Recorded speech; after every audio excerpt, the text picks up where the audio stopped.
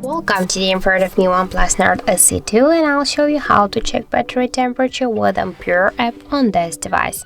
So first you should go into the Play Store, and here in the search we'll enter the Ampere.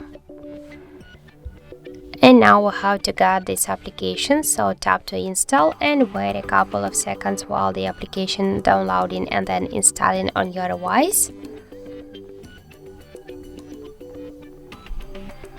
And after that, just open the app here, click yes I agree, pick close, and on the left down corner tap to OK, and here you can see the information what that our device temperature, and in my case that's 34.4 degrees.